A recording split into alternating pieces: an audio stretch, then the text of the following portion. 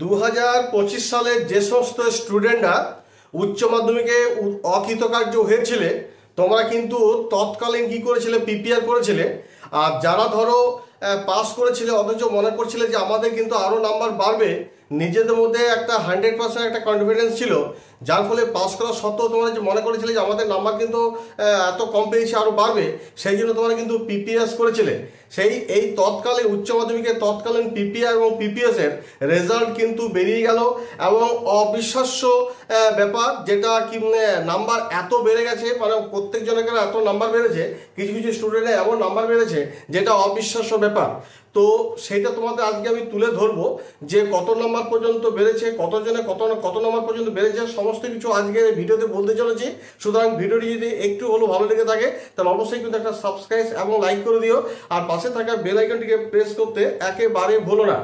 দেখো, এই যে তৎকালীন তোমরা পিপিআর এবং পিপিএস করেছিলে, যারা অকৃতকার্য হয়েছিল তারা পিপিআর করেছিলে, আর যারা ধরো পাস করেছিল অথচ মনে করছিলে যে না আমার নাম্বার কিন্তু আরো বাড়বে, এটা নিজের একটা 100% সাইন ছিল, তোমাদের কিন্তু অনেকের কিন্তু নাম্বার কিন্তু বেড়েছে। নাম্বার এত বেড়েছে যেটা কল্পনা করার বাইরে। দেখো, তোমাদের একটা জাস্ট মানে মানে তথ্যটা দিচ্ছি যে কেমন পরিমাণে বেড়েছে। এই যে 1 থেকে 20 নম্বর পর্যন্ত, 1 থেকে 20 নম্বর পর্যন্ত এই নম্বরটা বেড়েছে 98 জনের। 1 থেকে 20 নম্বর বেড়েছে কত জনের? 98 জনের নাম্বার কিন্তু বেড়েছে। 2 নম্বর হচ্ছে 21 থেকে 30 পর্যন্ত নাম্বার, 21 থেকে 30 পর্যন্ত নাম্বার বেড়েছে 12 জনের। বুঝতে পারলে?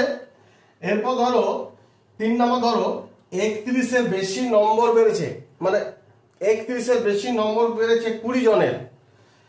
আর এই পিপিআর এবং পিপিএস এই দুটো মিলে মোট নম্বর বেড়েছে কত জনের? 2689 জনের নম্বর বেড়েছে। পিপিআর পিপিএস এই দুটো মিলে মোট কত জনের নম্বর বেড়েছে? 2689 জন, 2689 জনের নাম্বার কিন্তু বেড়েছে। এই সংখ্যাটা কম নয়, 2689 জন, এতজনের কিন্তু নাম্বার বেড়েছে পিপিআর পিপিএস এই দুটো মিলে।